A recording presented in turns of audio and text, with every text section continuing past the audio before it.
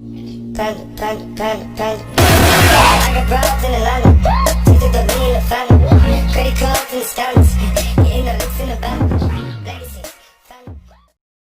लंका लगाने वाला कौन? One and only carry Minati. तो चलो यार शुरू करते हैं बिना किसी बॉलीवुड के।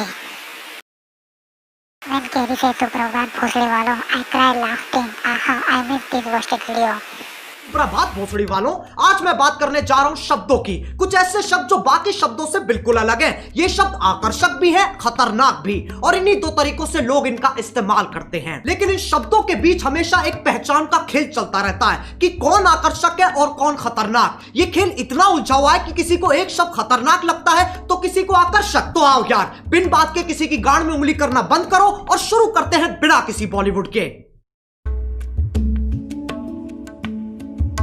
अब तुम मानो ना मानो, गालियां हमारा ध्यान अपनी तरफ खींचती हैं। ऐसे समझो एक स्टेज है जिसपे कुछ शब्द नाच रहे हैं और जनता उन्हें देख के खुश हो रही है, लेकिन अचानक स्टेज पे एक गांडू आ जाता है और बाकी शब्द जैसे गायब ही हो जाते हैं। अब कोई उस गांडू को देख के खुश हो रहा है कि वाह क्या गांडू है, तो किसी के बबूला का बुबालू फट रहा है कि यह गांडू यहां कैसे आ गया।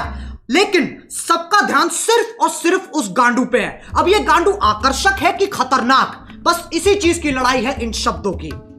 मैं वो गांडू नहीं हूं, फालतू कनेक्ट मत मारो। फिर लोग कहते हैं गालियों से पैसे कमा रहा है। पैसों से याद आया, ये है मीवी के डुओपॉड्स M40।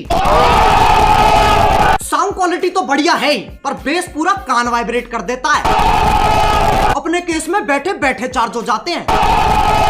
ये पंख जैसे हल्के हैं, इन्हें तुम कहीं भी लेके जा सकते हो और अपना सर तुम कितना ही घुमा लो ये निकलते नहीं है। और मीवी इंडियन ब्रांड है। पीछे इफेक्ट सुन रहे हो? मैंने डाला, मैंने। सही है ना? रोस्ट भी कर दिया, पैसे भी कमा लिए हैं।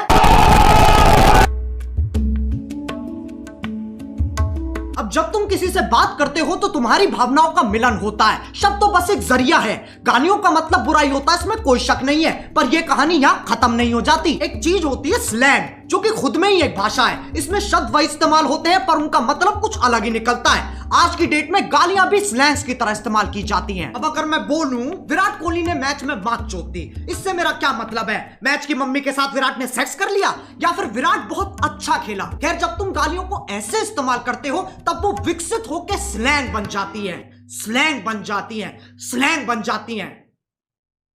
समझ में आ रहा है? लेकिन तब भी गड़बड़ होने की एक्यूरेसी 90% है। अच्छा चलो मैं तुमसे पूछता हूं, क्या तुमने कभी लंड की सवारी की है? If you're gonna do it right. With Lund. Premium style, lasting performance. तुम्हें अभी भी यकीन नहीं आता तो उसके प्रेसिडेंट से पूछ लो। Today at SEMA, we are here with Mitch Vogel, the president and CEO of Lund, and I think you want to tell us a little bit about something exciting that's been happening with Lund of late, hasn't it? It's thicker, it's stronger, has better characteristics for paintability. It's just a much far superior product. तभी मैं कहता हूं context समझो। सालो video निकल गई। एक तो YouTube है ना, ना ना ना ना, वो तो मर चुका है। अब बस YouTube ही बचा है, जो कि मेरी एक्स जैसा हो गया है। मैसेज नहीं पढ़े जाते हैं, कॉल नहीं उठते हैं, और जब कभी कभी रात को यादें आ जाती है तो ये गाना सुनना पड़ता है। अब इनके आर्टिकल आ जाएंगे। We have strict policies that prohibit harassment on YouTube, including using malicious insults.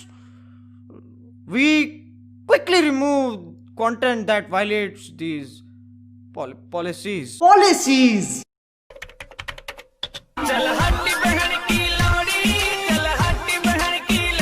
इस पे भी कॉपीराइट आ जाएगा, इतना कमजोर सिस्टम है तुम्हारा।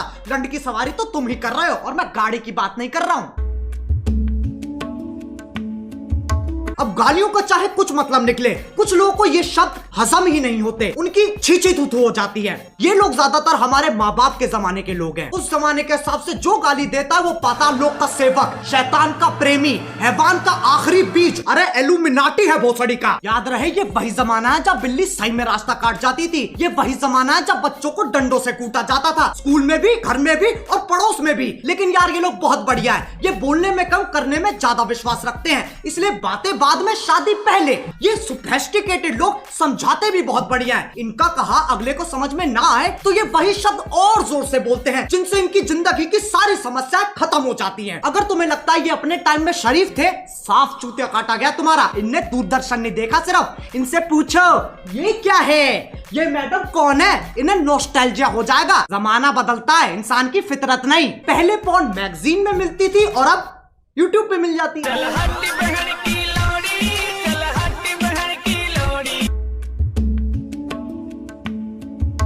अब कुछ ज्ञानी, इंटेलेक्चुअल, चालाक निवास के सिपाही जिनने LLB, IIT, MBBS, MD, MDMA, LSD सब कुछ साथ में कर रखा है, इनके हिसाब से जो गाली देता है वो एक आधा जानवर है जिसके पास शब्द ही नहीं है। इससे पता चलता है ये कितने समझदार हैं। जब चार दोस्त साथ में बैठे होते हैं तो गाली पानी की तरह बहती है। इसके पीछे एक बहुत ही गहरा, गूढ़, अतल स्पर्शी कारण है, ताकि मजे मार सके, जो बकचोदी काट सके। वो दोस्ती क्या जिसे चूतिया ना कहा जा सके। जरूरी नहीं है हर गतिविधि, कर्मता, एक्टिविटी के पीछे एक मिशन हो। इंसान बिना किसी तात्पर्य, अभिप्राय, आश्रय, मतलब के भी मौज मार सकता है। लेकिन ये समझने के लिए कुछ ज्यादा ही बुद्धिमान है। इनके लिए तुम गधे हो, मैं गधा हूं, पूरी दुनिया गधों से भरी है। और ये मानने का इन्होंने खुद को अधिकार दे रखा है क्योंकि सूर्य की सबसे पहली किरण इनकी ही शानी गांठ पे पड़ती है। अब एक व्यक्ति जिसने पूरा दिन काम किया है और घर आते आते उसकी हालत मरने जैसी हो गई, अगर उससे पूछा जाए कि तुम्हारा दिन कैसा था तो उसके पास जवाब देने के दो तरीके हैं। पहला, कलयुग का ये अद्भुत दिन मेरे लिए इतना संघर्षपूर्ण और हताश रहा कि जलपान करने का अवसर ही प्रकट नहीं हुआ। दूसरा, आज गांड फट गई बहनचोद। दोनों के मतलब वही है, पर तुम्हें फालतू शब्द बोलने की फेटिश है तो उसमें कोई क्या करे। जो लोग इन ज्ञानियों को सुनते हैं उन्हें अपने और अपने फैसलों पे बिल्कुल भरोसा नहीं है। तुम संवेदनशील, अशंकित, असुरक्षित, इनसिक्योर हो। प्रायवाची की माँ की चूत। लेकिन इनका दर्द भी मैं समझ सकता हूँ। जब तुम इतने साल मेहनत करके पढ़ाई करते हो, अपना ज्ञान बढ़ाते हो और फिर तुम्हें कोई नेशनल टीवी पे मादर चोत कह देता है। बुरा लगता है भाई, आप लोग भी जानते हो भाई।